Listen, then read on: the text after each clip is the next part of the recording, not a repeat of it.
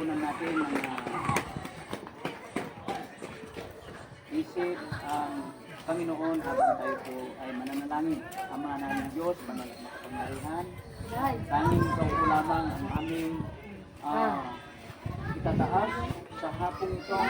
Salamat po na kami po ay inuklod mo ulit sa harap ng tahanan ito, Panginoon. Tulad ng aming panalangin, yung muna ikaw po, Panginoon, ang kanilang naging bisita, hindi po ako, Panginoon. Kaya o Diyos, lubos ang aming pagpapasalamat sapagkat ang mga kapatid na ito ay mayroon silang pag-ibig at sa pagkinig sa inyong mga salita. Kaya o Diyos, ito po ang magpatnubay sa amin, hilayo na kami sa anumang mga istorbo, Panginoon, sa oras na ito, sa kasalukuyang aming pag-aaral ng inyong mga salita. Ito po ang aming dalangin sa pangalan ni Jesus at ng Banal na Espiritu. Anak na tayo po ng Diyos. Amen. Kapag mag-refuse po tayo o tatanggi na tayo po ay hindi anak ng Diyos, sa kanino tayong anak? Di ba? Kaya i-accept natin na tayo po ay anak ng Diyos. Kapag tayo po ay anak ng Diyos, ibig sabihin tayo po ay mananampalataya kay Kristo. Amen. Amen. Si Kristo nanampalataya ng lubos sa kanyang Ama. Sumunod. Kaya naman tayo, susunod din tayo sa ating Panginoon Kristo. May lilinawin po ako. Ang pinaka-importante sa buhay ng tao ay yung relasyon natin kay Kristo. Okay? Yung relasyon. Okay. Anong importante sa tao? Dokter. Anong importante sa tao?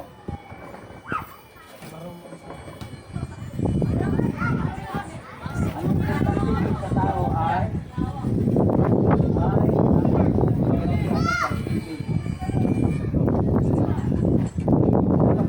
tayo po ay anak na ng Diyos, kailangan tayo po ay mananampalataya sa Diyos. Okay? Pakinggan po natin ang sinasabi na Apostol Pablo siya ay nangangaral sa Efeso. Itong Efeso na ito, part ng panito.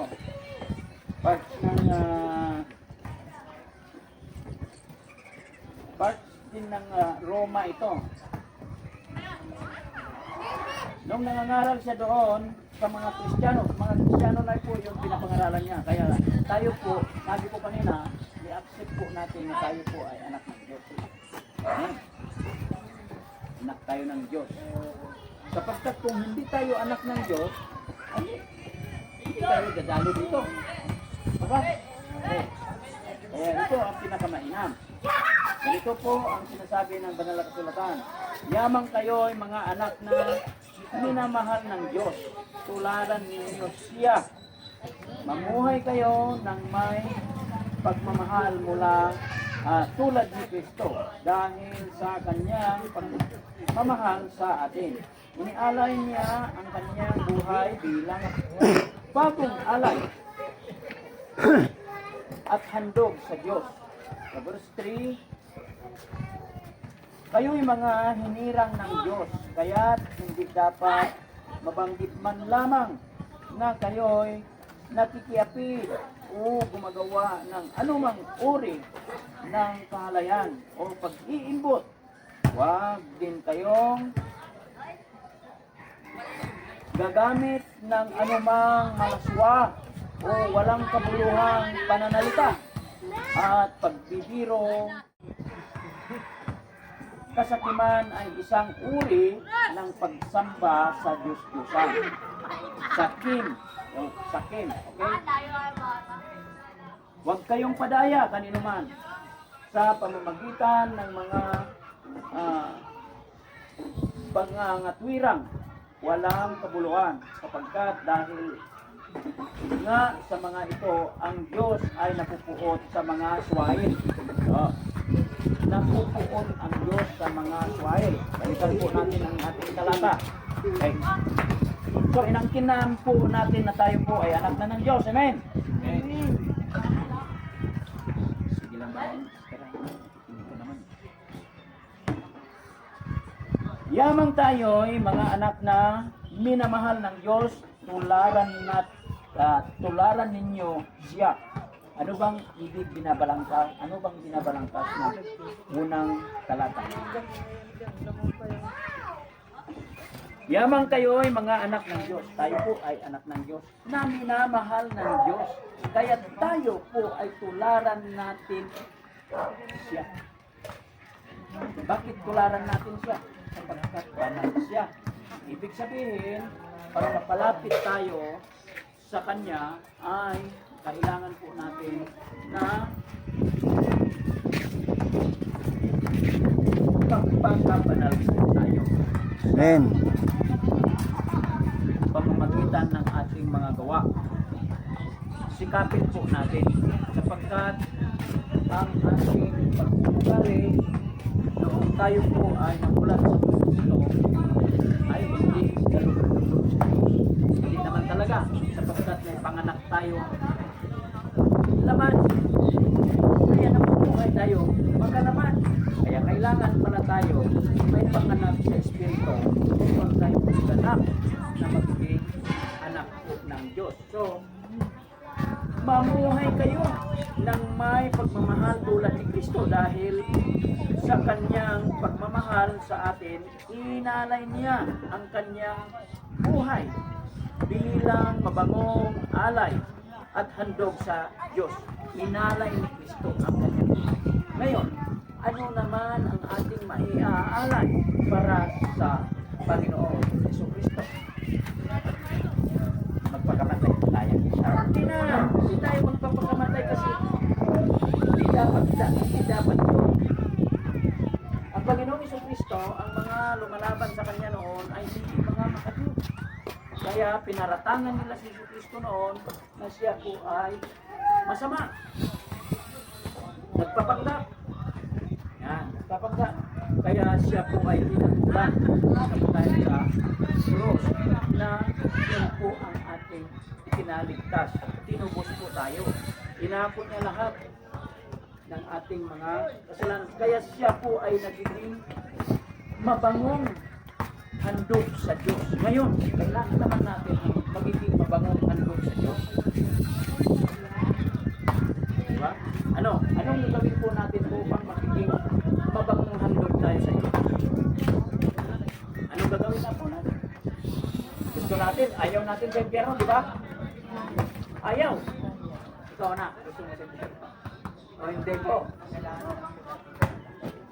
Amen. Amen. Kasi anak na tayo po. Tanggap na po natin. Talagang consider na natin na tayo po anak. Ngayon, ang gusto natin langit. Paano tayo makakapunta sa langit kung hindi natin may handog ang ating katawan, ang ating lakas, ang ating mga panahon sa araw ng Panginoon. So kailangan po natin isakripisyo po natin ang ating katawan. Dalhin natin ang ating katawan sa panambahan sa araw ng pagsamba. Tayo po ay sasamba, magpuri sa Diyos. Sapagkat yun po yung alay po natin, inaalay po natin ang ating buhay para sa Diyos. Kasi anak tayo ng Diyos. Kaya ialay din natin ang ating lakas, buhay, at sakripisyo natin yung mga panahon sa araw ng pagsamba.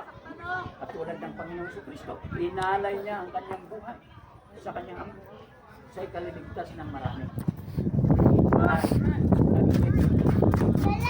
Madali lang, no? Mababaw lang ang discussion tayo yung explanation natin. Okay? Kayo'y mga hinilang ng Diyos, kaya hindi dapat mabanggit man lamang na kayo'y nakikiapid gumagawa ng anumang uri ng kahalayan o pagtilimbot ni kunting bahid ng masama ay dapat hindi tayo nakikitaan, hindi tayo napupulaan upang maganap na tayo po ay talagang mabangong handog sa Panginoon. Ihinahandog po natin ang ating lakas. Alisin po natin ang ibig sabihin, alisin po natin ang mga hindi dapat na ating ginagawa. Baguhin po natin ang ating buhay sa panalangin at pagpapasakop kay Kristo ng ating Panginoon na ating tinanggap upang tayo po ay sumampa sa Kanya at magkaroon tayo ng karapatan pagiging anak ng Diyos. Juan 1:12. No? Sapagkat nais ng Diyos na ang lahat ay magiging Kanyang lingkod at makabilang tayo ng Kanyang anak.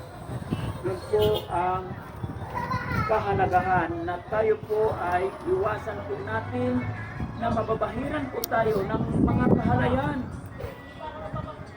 upang tayo ay manatiling malinis sa paningin po ng Diyos. Lord, pagkit tayo gagamit ng kanyang kasipahan sa dakutuhang pananalitaan pagkikirong nararapat sa halip magpasalamat kayo sa Diyos. Iwasan po natin yung mga pakikipag, yung mga joke. May mga joke na about spiritual joke. Pero mas marami siguro ang mga sinasabi na mahalay na joke o pananalita. Ito po ay hindi nararapat na ginagawa ng mga anak ng Diyos. Kaya iwasan po natin yung pakikipag balitaktakan ng mga walang kabuluhan mga salita. Iwasan po natin yun. Kaya ako, hindi ko binubuhat yung sarili ko. Kapag nagtipon na ako sa aking mga masama, ako po ay tahimik lamang. Kapag nakakarinig ka ako kasi ng mahalay na salita, ay sinubuhay ko po yan. Masama po yan. Bisyo na po ito, pastor, sa kanila. Bisyo na po ito. Hindi naman ito bisyoin. Hindi naman natin bisyoin. Hindi natin magiging bisyo ang Panginoon. Ito, words nila. Pwede natin gawin bisyo sa ating buhay upang mapanatili po natin yung lakas at tunay na pananampalataya natin sa ating Panginoong Hesus Kristo. Huwag mong kakalimutan. Sikapin po natin na i-develop ang ating mga sarili na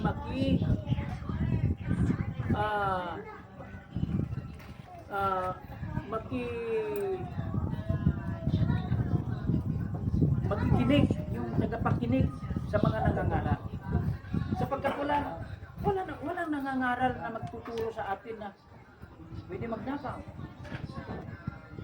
pwede pumatay, pwede gumawa ng anumang bagay. Basta mayroon ka lang binabanggit ng Diyos, hindi. Huwag tayong palinlang po, no? Huwag tayong palinlang. Ang Panginoong Jesucristo po ang tularan po natin sapagkat siya ay nandito pa sa ibabaw ng mundong ito ay wala siyang ginawang kasalanan sa kanyang mga katunggali. Ano ba yung mga katunggali ng Panginoon noon? Ang mga matataas na tao ng lipunan sa Jerusalem. Sa buong Israel ay tutuntig po lamang ang sumunod sa kanya. Naging marami lang sumunod at sa ating Panginoong Jesucristo yung mga panahon doon sa ilang sumusunod ang mga tao sa kanya sapagkat nabubusog sila. Libre. Nabubusog sila. Kasi pinapakain ng Panginoon sila. Ngunit talastas ng Panginoon na ang lahat ng mga ginagawa ng Panginoon na kababalaghan ay hindi nila pinanimulaan.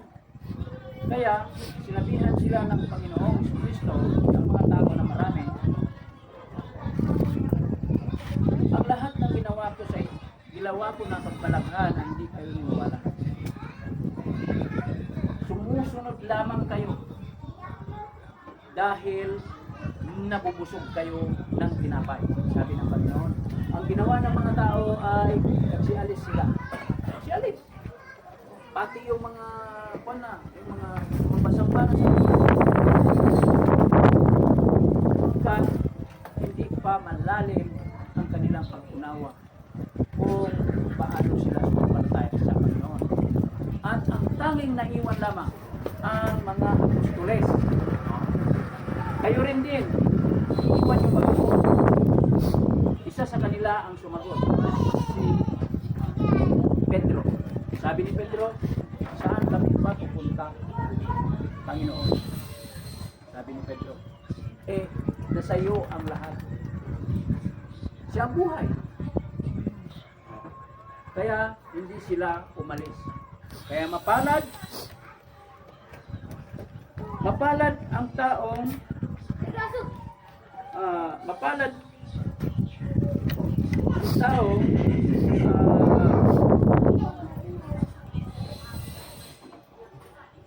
hindi nag-aalinlangan sa Panginoon. Kayo, kung nag-aalinlangan kayo sa Panginoon, ay hindi kayo mapalad. Pero, ayon sa Biblia, mapalad ang taong hindi nag-aalinlangan. Ayon po sa sinabi ng aklat ng Mateo 11:6, ganito po yung sinabi. Basahin po natin. Pinagpala ang taong hindi nag-aalinlangan, sabi natin Panginoon Kristo. Kaya kung tayo, narinig natin ang aral ng banal na kasulatan, ay huwag tayong mag-aalinlangan. Sapagkat ang pag-aalinlangan ay walang patutunguhan. Okay? Alam ninyong walang bahagi sa kaharian ni Kristo at ng Diyos ang taong nakikiapid, mahalay o sakim. Ang kasakiman ay isang uri ng pagsamba sa Diyos-Diyosan. Bakit pagsamba sa Diyos-Diyosan ang kasakiman? Ang mga mahahalay, lahat ng mga masamang mga uri, bagay-bagay na hindi angkop na gagawin ng mga anak ng Diyos ay isang uri ng pagsamba ng Diyos-Diyosan. Bakit Diyos-Diyosan? Upo, kasi Diyos ng tao ang mga masamang mga gawa. Diba? Kung hindi mo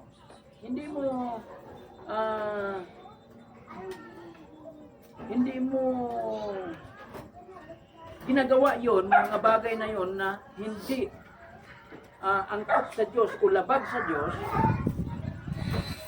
ay mabuti ang iyong ginagawa. Ngunit kung ginagawa mo, yung mga yon ay sinasamba mo ang mga masamang bagay, ang mga mahahalay na bagay. Kaya iwasan po natin, mga kapatid, na masira po ang ating pagkikipag-ugnayan sa Diyos. Huwag kayong padaya kaninuman sa pamamagitan ng mga pangangatwiran, walang kabuluhan, sapagkat dahil nga sa mga ito, ang Diyos ay napupuot sa mga suwain. Ulitin ko po, ulit version natin. Huwag kayong padaya kaninuman sa pamamagitan ng mga pangangatwirang walang kabuluhan, sapagkat dahil nga sa mga ito, ang Diyos ay napupuot sa mga suwail. Kaya huwag tayong padaya. Maraming nagsasabi dyan, kahit hindi ako nagsisimba, kilala ko naman ang Diyos. Iniisip ko naman ang Diyos. Nanalangin naman ako sa Diyos. Pwedeng gawin ng tao yan, pero reject po sa Diyos. Kaya huwag kayong padaya. Sa susunod na lang ako sasamba. Hindi natin alam ang ating buhay. Kaya sinabi nga ng Panginoon, kumanda kayo palagi. Ibig na sabihin, lagi tayong nakakulit sa Kanya. Lagi tayong recorded sa Diyos sa lahat ng sandali, sa lahat ng oras sa ating buhay. Kaya huwag padaya. Huwag natin paniwalaan yung mga puro na sinasabi, basta kilala mo ang Diyos. Paano paglilingkod? Paano mo patunayan na ikaw ay nakakilala sa Diyos kung hindi mo naman sinasamba ang Diyos? Kaya ang pagsamba po, pinapatunayan po natin sa ating gawa, hindi po sa salita. Yan. Sapagkat ang ating paglilingkod sa Diyos ay ito po yung daluyan ng pagpapala sa ating buhay. Yan. Pagpapala. Ano bang uri ng pagpapala? Ang kalusugan po at kapayapaan sa isang tahanan ay isa po yan ng kayamanan. Kayamanan. Hindi lang ang mga material na bagay. Pagpapala.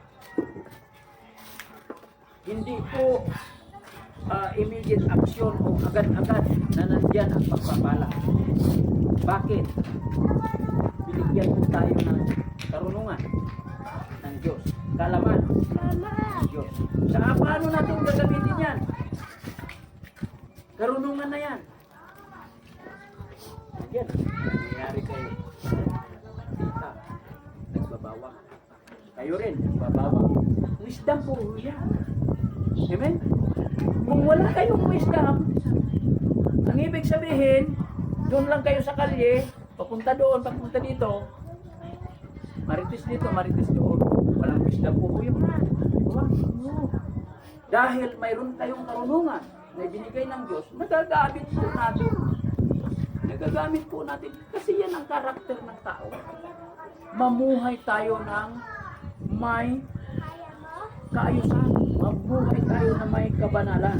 Kaya nga, mga kapatid na minamahal, huwag kayong padaya. Kanino man. Punta tayo doon, may birthday. Stop mo muna yan. Maganda doon, maraming handa. Lasingan doon eh. Malalasing ka. Pag uwi mo, siyempre susuray-suray ka na. Suray-suray ka ng gano'n. Anong ulam? Wala, kasi hindi ka naghanap buhay. Kung tago ka, nagliliwaliw. Hindi mo ginamit ng tama yung karunungan. Ginamit mo sa katiwalian. Kaya, walang blessing na ibibigay ni God. Amen po. Amen. Oh. Kung ano yung ginagawa natin mabuti sa ating buhay, dahil hindi tayo nagpapadaya, ay doon dumadaloy ang pagpapala ni God. Kung hindi tayo matuto sa mga bagay-bagay na matuwid, ay hindi tayo pagpapalain ng Panginoon. Sa pamamagitan ng mga pangangatwirang walang kabuluhan, yung pangangatwiran na walang kabuluhan. Kahit na kasalanan mo na, ay nangangatwiran ka pa. Ginagawa mong tama ang iyong mali. Kaya yan, hindi tayo pagpapalain ng Panginoon sapagkat dahil nga sa mga ito, ang Diyos ay napupuot sa mga swail. Ano ba yung ibig sabihin ng swail? Pasaway. Hindi sumusunod. Pasaway. Hindi sumusunod. Rebelde. Payo. Yan. Lumalaban sa magulang. Walang respeto. Yan, walang respeto sa magulang. Kaya napaka-importante po na kahit bata sa iyo ang nagbigay ng mabuting paalala, kailangan natin tanggapin at sundin sapagkat hindi natin alam na ang taong yan na mas bata po sa iyo ay inudyukan ng banal na espiritu na magsalita po sa iyo ng mga bagay na mabubuti. Ngayon, may katanungan. Tanong. Ano bang may katanungan?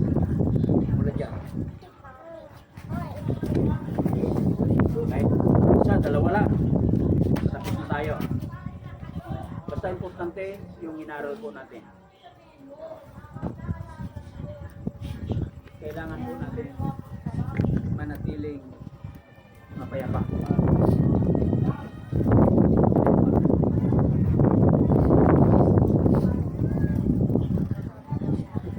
Ang nais niya sa atin, mapagpapagawa. Hindi magpaghiganti. Kasi ang Panginoong Jesucristo, hindi kailanman hindi naghiganti. Yun ang pinakita, yun ang view ng kaligtasan ng tao. Yung mga sa mga nakita po natin, yung mga nagpangano sa atin, yung mga napanood po natin na sinabuhay nila ang Panginoong Jesucristo, totoo po sapagkat sinabuhay nila mula sa banal na kasulatan. So, makita ko lang po tanong mo, pagpapalain ba ako ng God? Pagod ako sa trabaho. Lahat ay pinagpapaguran. No? Kapag hindi ka magpagod, wala. Pag-ibig sa pamilya, pag-ibig sa kapwa, yan po ang napakainam na pag-relasyon po tayo natin sa Panginoon. Hindi masyadong tutukan yung relihiyon. Kasi kaya relihiyon, mula nung nagkamalay ako, ang nakikita ko lang sa relihiyon ay payabangan. Payabangan. Relihiyon eh. Ang importante sa tao ay ang relasyon mo sa ating Panginoong Jesucristo. Ang sinisimbolo lamang ng relihiyon ay isa kang tao na may takot sa Diyos at sumasamba sa Diyos at sumusunod sa utos ng Diyos at gumagawa ka ng kabutihan. Kasi may relihiyon ka eh. Diba? Samahan. Ngayon, o nga, may relihiyon ako, may ganito ako. O nga, ganyan ka nga. Anong ginawa mo mabuti? Yung sarili mo nga, hindi mo na gawan ng mabuti. Linalapastangan ang sarili. Bakit? Kasi hindi nakirelasyon ang tao sa Diyos. Kaya nandyan yung paglalasing, pagpatay, ano pa, lahat ng karahasan Pagnanakaw. ng bakit? Ayaw makipagrelasyon sa Diyos. Ang gusto niya ay relihiyon. Wala. Wala. Diba? Kapag masyado sa relihiyon. Relasyon. Kaya mula nung kinalikuran ko ang relihiyon, ay nagiging Kristiyano na ako. Ano ba? Sapagkat ang pagiging Kristiyano, totoong pagiging Kristiyano, yun po ang nagbubuklod sa iyo at ang Diyos, pananampalataya. Yan. So, walang katanungan. Ikaw na.